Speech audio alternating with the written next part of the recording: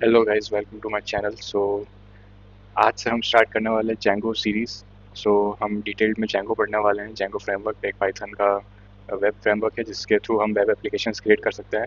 तो इस पूरी सीरीज़ में हम स्टेप बाय स्टेप और एकदम बिगिनर लेवल से चेक देखने वाले हैं कि कैसे हम इसको सेटअप कर सकते हैं, इसका इंस्टॉलेशन प्रोसेस और बाकी सारी चीज़ें। और at the end of this series हम एक फुल स्टैक वेब एप्लीकेशन इसके थ्रू क्रिएट करेंगे। ठीक है, तो बिना किसी देरी के हम चलते हैं अपने वी एस कोड की स्क्रीन पर और आज का सेशन स्टार्ट करते हैं। तो ये हमारी वी एस कोड की स्क्रीन है। ठीक है, मैंने अभी एक फ़ोल्डर क्रिएट किया है जेंगो ट्यूटोरियल, इसमें आप देख सकते हो। और ये टर्मिनल आप न्यू टर्मिनल ओपन कर सकते हो यहाँ से न्यू टर्मिनल पे जाके। ठीक है, तो हम स्टार्टिंग से देखते हैं। तो सबसे पहले मैं आपको बता देता हूँ पाइथन वर्जन। तो पाइथन हाइफन हाइफन वर्जन, ठीक है, इसमें 3.10 है, 3.12, 3.14 भी है इसमें।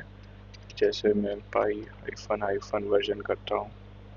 ठीक है, सो I have 3.14 version.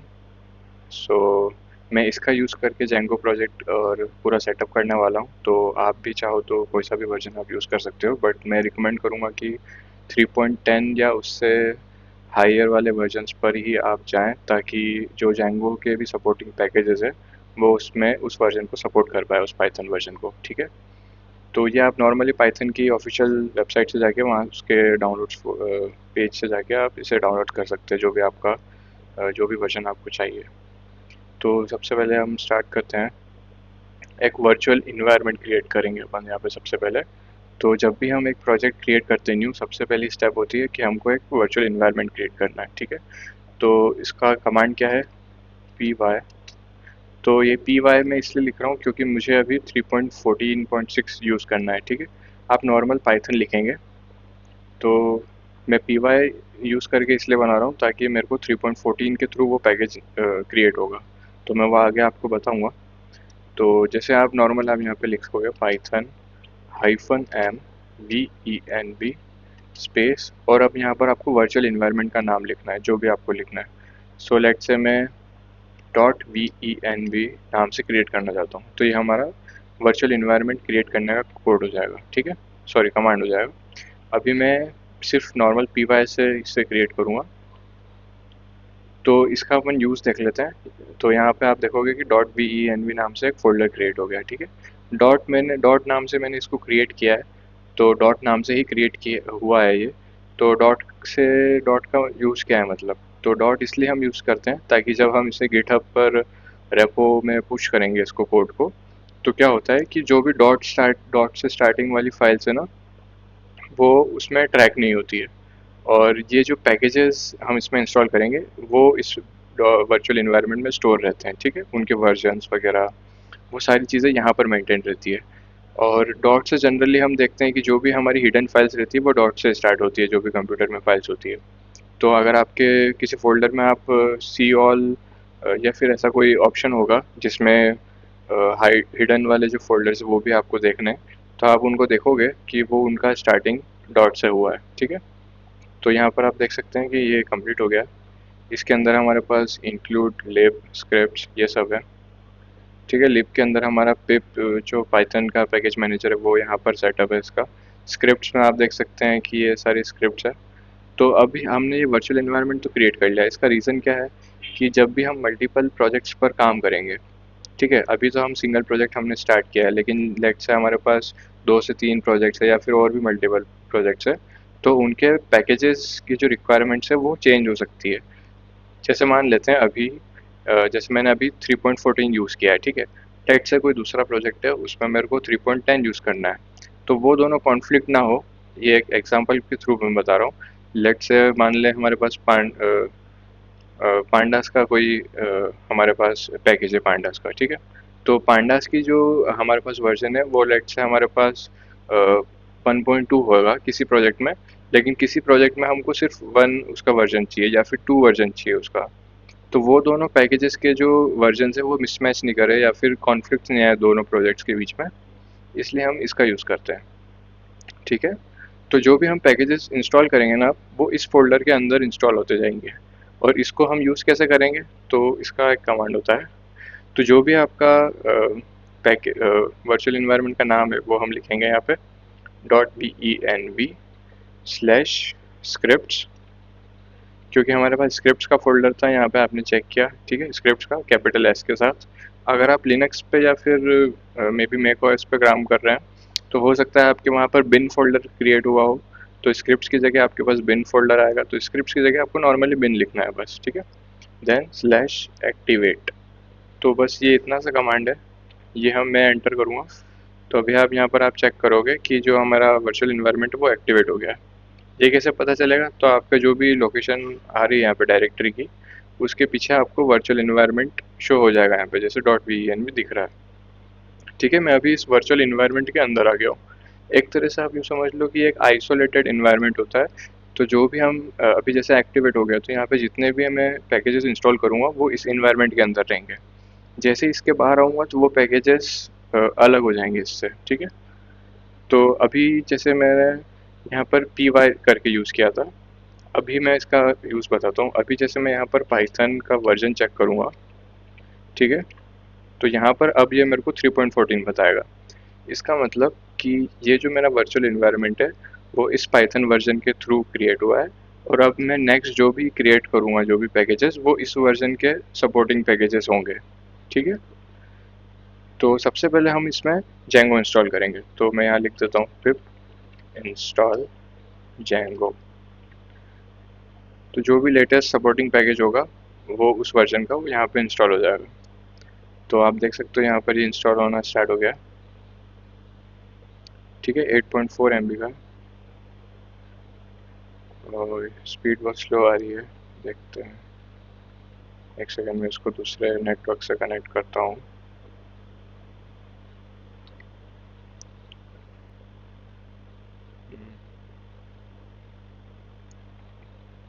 Okay, almost हो गया।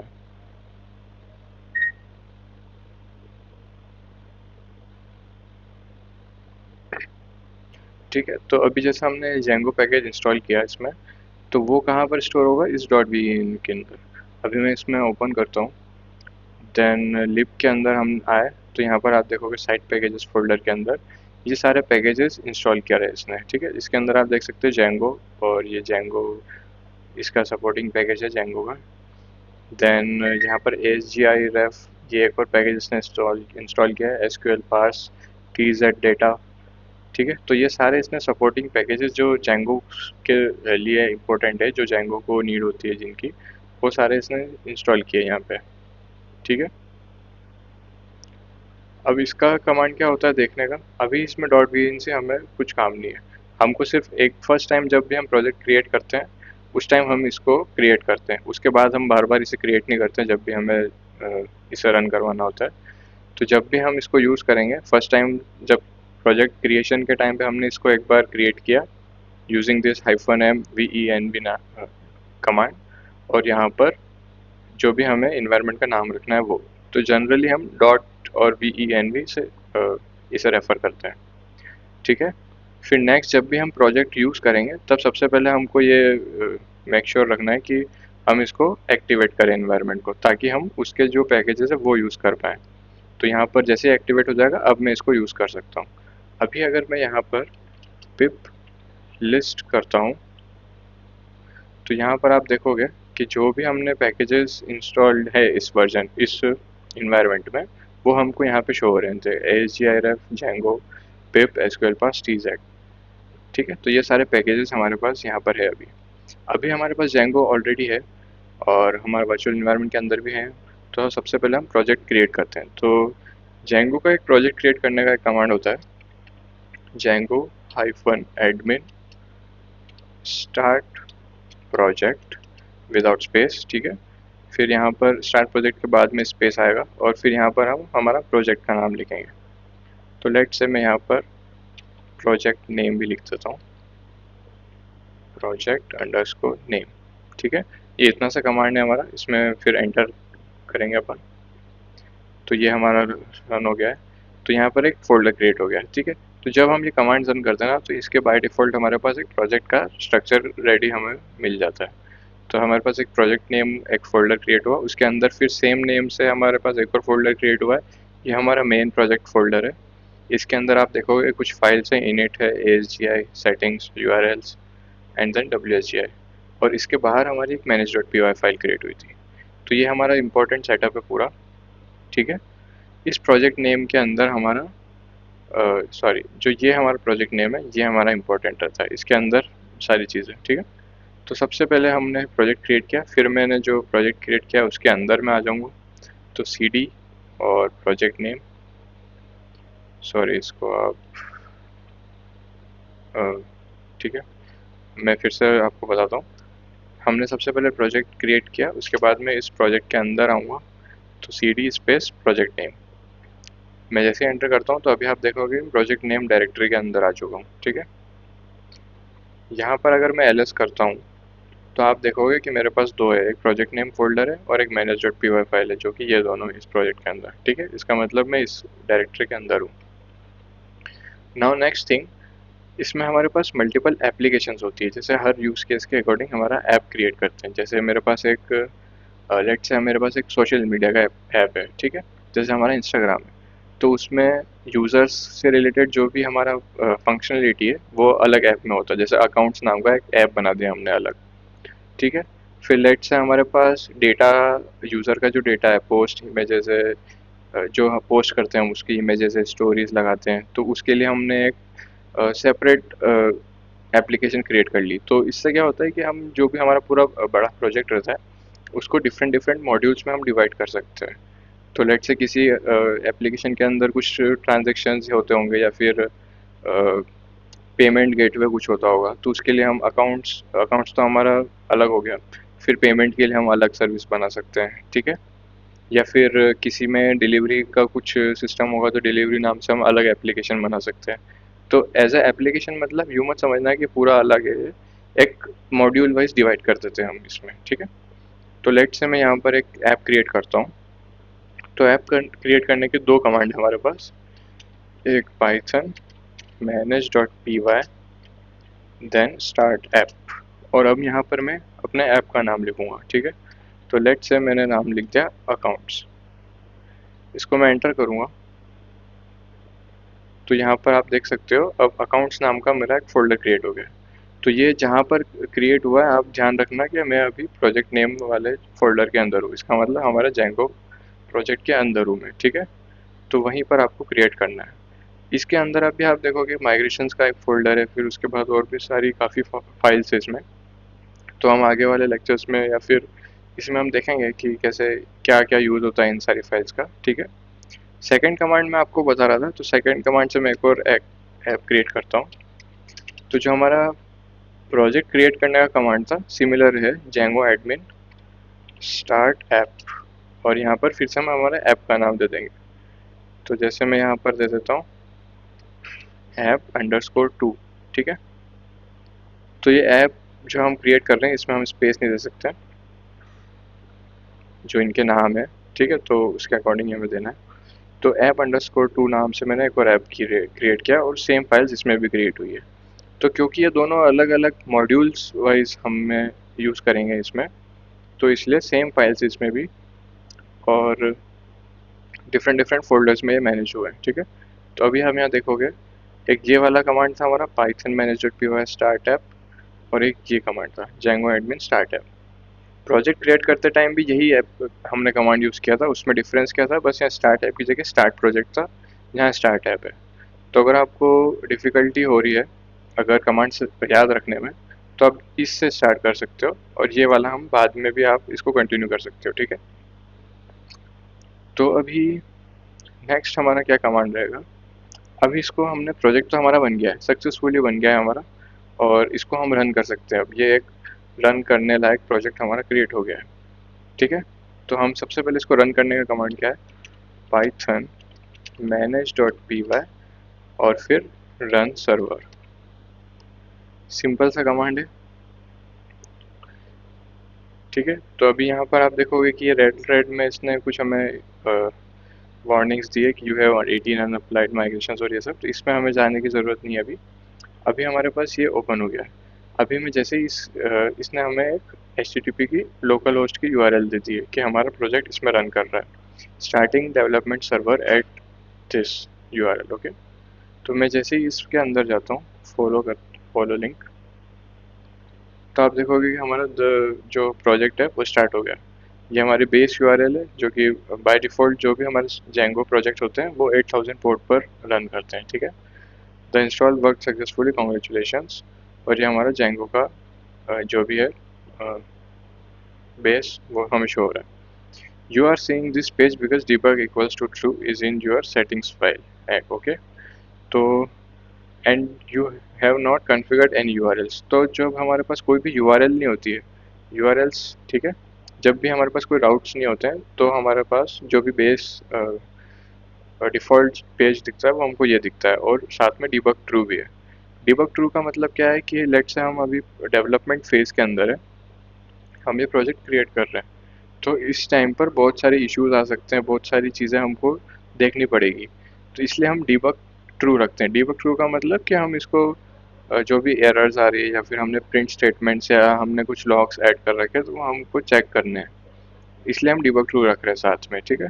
जब प्रोडक्शन पर हम इसको डिप्लॉय करेंगे तब हम जनरली, नॉट जनरली, ऑलवेज हम डिबग फॉल्स ही रखते हैं, ओके। तो अब फाइल वाइज मैं आपको एक बार इसका फ्लो बता देता हूँ।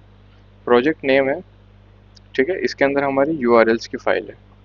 ये हमारी मेन यूआरएल्स की फ़ाइल होती है, जहाँ पर हम सारे जो भी मल्टीपल हमको पाथ्स ऐड करने पड़ते हैं वो हम यहाँ पर लिखते हैं।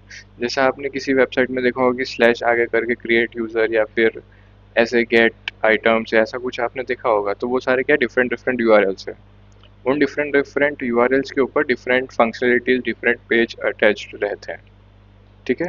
अभी यहाँ पर हमारे पास एक है डिफ़ॉल्ट पाथ स्लैश एडमिन, ठीक है।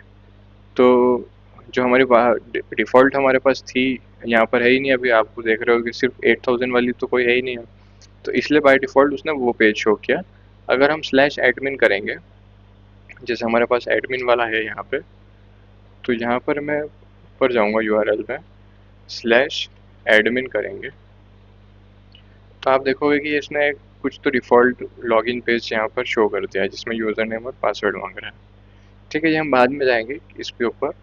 तो ये क्या होता है, डिफ़ॉल्ट एडमिन पैनल हमको मिलता है इसमें, कि जो भी हमारा डेटा रहता है ना, डेटाबेस में जो हम सेव करते हैं वो हम यहाँ से इसके थ्रू हम मैनेज कर सकते हैं, इसमें कुछ फ़िल्टर्स ऐड कर सकते हैं।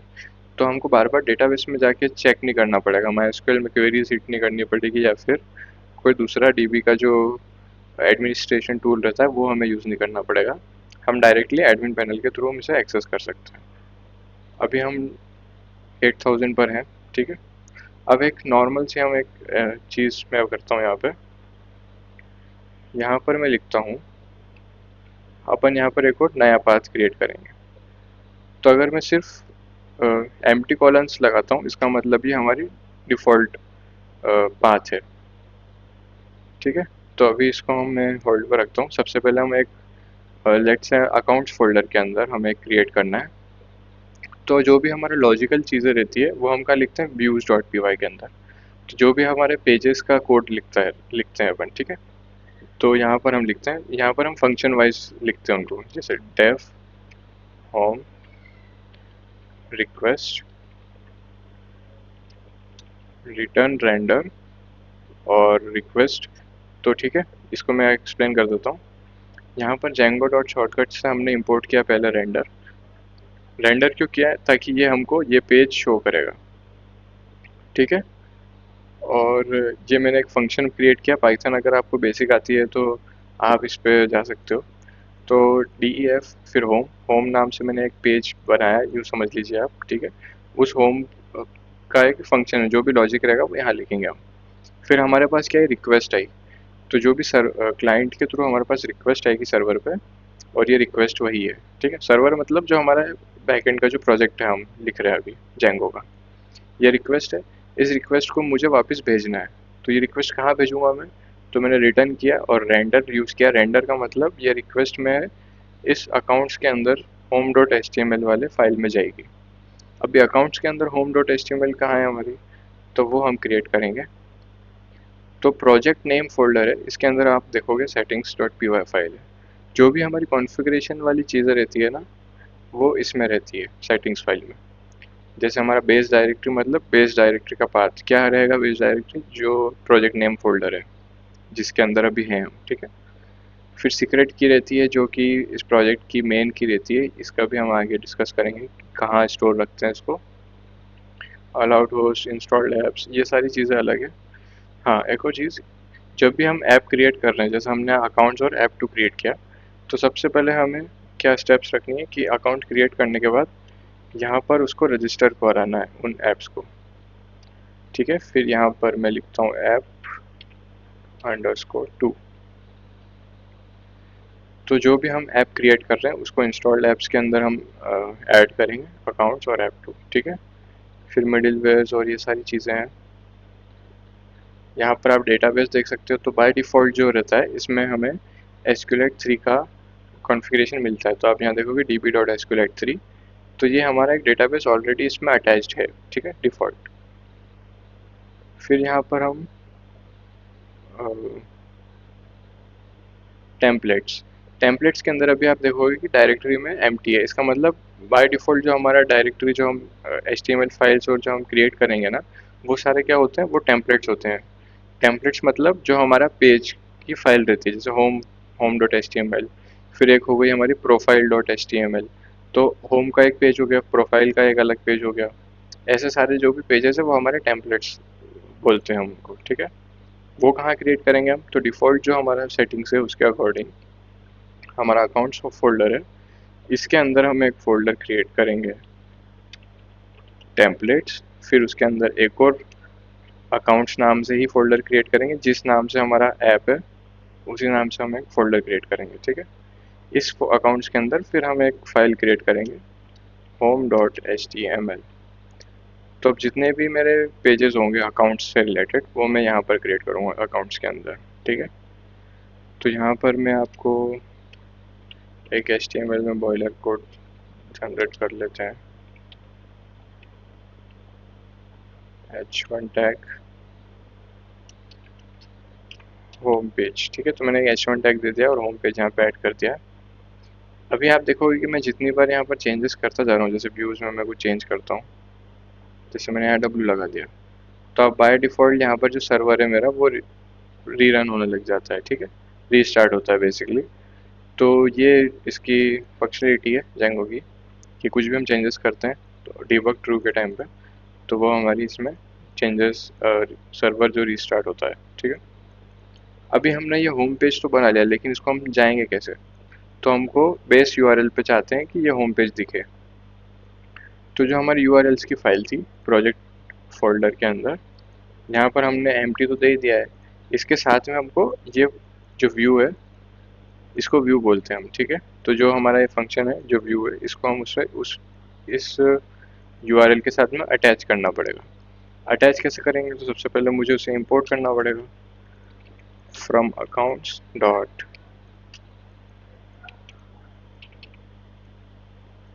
VIEWS views import home, ठीक है। तो मैंने होम यहाँ पर ले लिया, इस होम को मैं यहाँ पर लगा दूंगा, दैट्स इट। तो अभी हमारा क्या हुआ है, जो हमने होम दिया था वो हमने यहाँ पर अटैच कर दिया है। बहुत सिंपल है। यूआरएल्स के अंदर हमने एक एम्प्टी पाथ यहाँ डिफाइन किया जो डिफ़ॉल्ट 8000 है, ठीक है। अगर ये पाथ हमारे पास नहीं होता तो डिफ़ॉल्ट जो हमारा पेज दिखता था वो जेंगो वाला वो दिखता है, अगर हमारे पास है तो ये दिखेगा। इसके साथ में मैंने कॉमा लगा के होम लिखा है, इसका मतलब ये एक फंक्शन मैंने इसमें अटैच कर दिया। तो ये फंक्शन वाला कोड रन होगा जैसे ही मेरा इस पाथ पर रन करता है वो, अगर वेब, ठीक है, वेब एप्लीकेशन। इस होम के अंदर हमारे पास कुछ नहीं है अभी, हमने सिर्फ डायरेक्टली रिटर्न रेंडर करवाया home.html। home.html के अंदर हमारे पास होम पेज ये है, तो हमको ये शो होगा उसमें। तो चलिए अपन अभी देखते हैं। अभी ये पहले वाला कोड था, मैं इसको जैसे रिफ्रेश करूँगा तो आप देखोगे हमारे पास होम पेज शो हो रहा है यहाँ पे, और यहाँ पे डिफ़ॉल्ट है, ठीक है। इसको थोड़ा और क्लियर करने के लिए भी लेट से यहाँ पर मैं लिख देता हूँ होम और स्लैश, तो ये हमारा होम यूआरएल मैंने दे दी। अभी मैं फिर से रिफ्रेश करूँगा तो यहाँ पर पेज नॉट फाउंड आ रहा है। ये क्यों आ रहा है, क्योंकि हमारा डिबग ट्रू था इसलिए, ठीक है। यहाँ पर देख सकते हो डिबग हमारा ट्रू है, इसलिए ये हमको ये शो कर रहा है। तो जो भी हमारे पास वैलिड पेजेस रहेंगे, जो भी वैलिड यूआरएल्स रहेगी वो हमको यहाँ शो हो जाएगी। एक एडमिन है, एक होम है। अभी मैं यहाँ पे स्लैश होम लिखता हूँ एंटर, तो आप देखोगे कि होम पेज पर हमारा होम यूआरएल यहाँ पे शो हो गई है। ठीक है, तो इसका यूआरएल्स का मतलब ये रहता है कि हम यहाँ पे जो भी पाथ्स हमको डिफाइन करना है वो हम यहाँ पर लिखेंगे, जो हमको लॉजिक चीज़ें लिखनी है, जो हमारे पेज के फंक्शंस है वो हम यहाँ लिखेंगे व्यूज़ के अंदर। देन जो हमारे HTML के टेम्पलेट्स है, अगर हम यूज़ कर रहे हैं हमारा फ्रंट एंड भी हम इसी में बना रहे हैं, तो हम इसके थ्रू बना सकते हैं home.html में टेम्पलेट्स में हम लिख के। अदरवाइज हम सिर्फ बैकएंड क्रिएट कर रहे हैं जेंगो के थ्रू, तो हम नॉर्मल APIs क्रिएट कर सकते हैं, REST APIs, और वो हम दूसरे फ्रंट एंड फिर उसको यूज़ कर पाएगा। ठीक है, तो ये बेसिक इसमें था इसका। और मैं आपको एक बार बता देता हूँ, इनिट फाइल का यूज़ तो बेसिकली किसी प्रोजेक्ट को एक मॉड्यूल इन्फॉर्म करने के लिए कि हम उसमें वो एज अ मॉड्यूल उसको समझे, इसलिए हम उसको इनिट फाइल इसमें देते हैं। उसके अलावा भी अगर हम इस इनिट फाइल में कुछ भी लिखते हैं तो जब सर्वर रन करता है तो इसमें जो भी चीज़ हम इनिशियलाइज करते हैं वो हो जाती है। ठीक है, देन यहाँ पर बहुत सारी WSGI SGI, तो ये वेब सर्वर वाली चीज़ें हैं, इसको पर अभी हम नहीं जाएंगे। फिर ऐप्स के अंदर, जब मेरा अकाउंट्स का ऐप है, इसके अंदर आप देखोगे माइग्रेशंस का फोल्डर है, फिर एडमिन वाली फाइल है, तो जो भी हमारा एडमिन पैनल था ना, उसके रिगार्डिंग जो भी हम कॉन्फ़िगरेशंस करते हैं, जो हम ऐड करते हैं चीज़ें मॉडल्स, वो यहाँ पर आती है। ऐप्स वाली फाइल है, ये डिफ़ॉल्ट, इस पर हम अभी नहीं जाएंगे। देन models.py, तो जैसे हमारी डेटाबेस में टेबल्स होती है ना, उस टेबल्स का ही दूसरा नाम है मॉडल्स इस जेंगो के अंदर। तो लेट से मेरे पास एक यूज़र की टेबल है जिसमें सारा यूज़र का डेटा स्टोर होगा। उसका सिंपल सा मीनिंग ये है कि हम यहाँ पर एक यूज़र का मॉडल क्रिएट करेंगे, तो डेटाबेस हमारा यहाँ पर हम क्रिएट करेंगे, वो डेटाबेस सारे क्रिएट हो जाएंगे, जो भी टेबल्स हम यहाँ क्रिएट करेंगे वो डेटाबेस में क्रिएट हो जाएगी। ठीक है, ये हम आगे वाले लेक्चर में देखेंगे। फिर test.py, जो भी हमको टेस्ट केसेस लिखने हैं वो इस फाइल में करेंगे, और व्यूज़ का मैंने आपको बता ही दिया है कि हम फंक्शंस लिखते हैं। ठीक है, तो ये अकाउंट्स से रिलेटेड चीज़ें यहाँ पे हो गई। फिर लेट से कोई दूसरी फंक्शनलिटी है मेरे पास, तो वो मैं ऐप 2 के अंदर लिखूँगा। इससे क्या होगा, जो हमारा कोड है ना वो मिक्स नहीं होगा और सैचुरेटेड रहेगा, दोनों चीज़ें अलग अलग। तो अगर कुछ चीज़ें इसमें ऐप 2 में बिगड़ भी जाती है या कुछ हम चेंजेस भी करते हैं, तो उससे क्या होगा, अकाउंट्स वाली चीज़ें परफेक्टली नॉर्मली चलेगी हमारी। ठीक है, इसमें मैं एक और चीज़ बताता हूँ। अभी जैसे प्रोजेक्ट नेम के अंदर URLs आ गई, अभी हमने एक अकाउंट्स वाला यहाँ पर लिखा, लेट से फिर मेरे को ऐप 2 का अंदर भी लिखना है, तो मैं ऐसे फिर से उसको इंपोर्ट करके, जैसे मैं यहाँ पर लिख कर बताता हूँ आपको।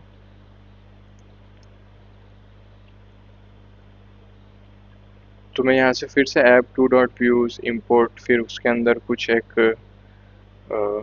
फंक्शन होगा मेरा, ऐसा मैं ऐसे नहीं करेंगे अपन। ठीक है, तो उसके लिए क्या होता है हमारे पास, अभी इन दोनों को मैं निकाल देता हूँ। यहाँ पर आप देखोगे from Django dot URLs import path. ठीक है, इसके आगे कॉमा लगा के हम एक और फंक्शन लिखेंगे, इंक्लूड। ठीक है, इंक्लूड लिखा मैंने। अब इस पाथ को मैं हटा देता हूँ, यहाँ पर लिखेंगे हम पाथ और अकाउंट्स स्लैश कॉमा, फिर यहाँ पर अपन लिखेंगे इंक्लूड। ठीक है, इसका मतलब क्या हुआ कि हम इन सारे फोल्डर्स को इसमें इंक्लूड कर रहे हैं। इसका मतलब एक स्लैश एडमिन था, तो ये एडमिन पैनल ओपन करेगा। फिर स्लैश अकाउंट्स मैंने लिखा है, इसका मतलब जब हम स्लैश अकाउंट्स वाले URL पे जाएंगे तो वो कहाँ जाएगा, वो अकाउंट्स डॉट URLs वाले जगह पर चला जाएगा। अभी अकाउंट्स के अंदर हमारे पास कोई URLs की फाइल नहीं है, तो यहाँ पर हम एक urls.py क्रिएट कर लेंगे अपन। ठीक है, तो इसका मतलब क्या हुआ कि हमारे जो भी URLs है वो भी सेपरेट रहेगी, तो इस ऐप 2 की URL सेपरेट रहेगी। इसी को मैं यहाँ पर ऐप 2 के अंदर कॉपी कर लेता हूँ। ठीक है, सिमिलरली यहाँ पर मैंने ऐप 2 के लिए क्रिएट कर लिया। तो अभी आप देखोगे अकाउंट्स, जैसे मैंने स्लैश अकाउंट्स किया उसके बाद वो गया अकाउंट्स डॉट URLs को इसने लिंक कर दिया यहाँ पे। फिर अगर हम ऐप अंडरस्कोर 2 लिखेंगे तो वो इस ऐप वाली URLs पे जाएगा। इससे क्या होगा कि हमारे प्रोजेक्ट जो स्ट्रक्चर है वो क्लीन रहेगा, प्लस हमारी URL सेपरेट रहेगी दोनों में। तो जो भी अगर मुझे URLs लिखनी है वो अब मैं यहाँ लिख सकता हूँ। तो मैं यहाँ पर सबसे पहले from Django dot URLs import करेंगे पाथ, ठीक है। फिर okay, URL patterns from accounts dot views import home. अब यहाँ पर हमने होम दे दिया, ठीक है। फिर सेम ये जो हमारा किया था होम के अंदर हमने ये अटैच किया, और इस नेम को अभी मैं यहाँ से हटा देता हूँ, कन्फ्यूजन होगा अदरवाइज। तो ये हमारे यूआरएल का नाम है, ये होम हमारे व्यू का नाम है, ठीक है। इतना क्लियर है। इसको मैं एक बार फिर से रीस्टार्ट करता हूँ सर्वर को। अभी यहाँ पे देख रहे हैं कि हमें एक एरर मिल रहा है, improperly configured the included URL कॉन्फ app dot to URLs, ठीक है। तो ये एरर हमें इसलिए आ रही है क्योंकि इस यूआरएल्स में हमारे पास अभी तक कुछ नहीं है। तो यहाँ पर हम वो यूआरएल पैटर्न्स ऐड कर देंगे और इसको एम्प्टी रख देते हैं अभी।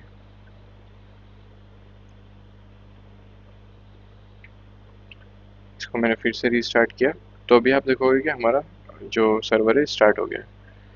तो इसका फ्लो अभी कैसे होगा, अभी मैं वापस होम से बेस यूआरएल पे जाते हैं। अभी आप देखो कि हमारा होम वाला दिख नहीं रहा है, पर हमने तो लिखा है ना होम वाला। हमको मेन जो यूआरएल्स है वो दिख रही है, अकाउंट्स और ऐप, ठीक है। अभी मेरे को अकाउंट्स के अंदर जाना पड़ेगा अगर मुझे होम पर जाना है तो। अब अकाउंट्स में क्या, अब मुझे दिखा रहा है कि अकाउंट्स के अंदर एक होम है वो हमारे पास है, और एक ऐप टू है। तो फिर अकाउंट्स के आगे मुझे फिर एक और होम लिखना पड़ेगा। अब हम होम पेज पे आ गए।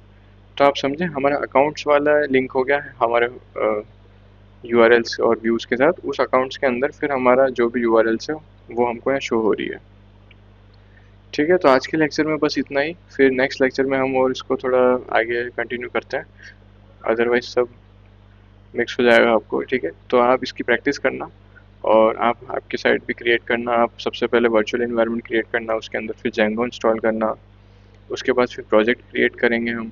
प्रोजेक्ट क्रिएट करने के बाद फिर आप एक एप्लीकेशंस बना सकते हैं, एक बेसिक एक एप्लीकेशंस। एप्लीकेशंस मतलब एक नॉर्मल ऐप्स बोलते हैं इनको हम, ऐप, ठीक है। तो जो मॉड्यूल वाइज हम फीचर्स लिखते हैं वो इन ऐप्स में डिवाइड कर देते हैं हम। लेट से मेरे पास एक और कोई फीचर आता है अलग, तो उसके लिए मैं हो सकता है मैं एक और ऐप क्रिएट कर दूँ, तीसरा ऐप अंडरस्कोर 3, और उसके अंदर मैं वो सारी चीज़ें लिखूँ। इससे क्या रहता है, प्रोजेक्ट स्ट्रक्चर बना रहता है, ठीक है। तो आज के लिए बस इतना ही, मिलते हैं नेक्स्ट वीडियो में, ठीक है। Thank you guys, thank you.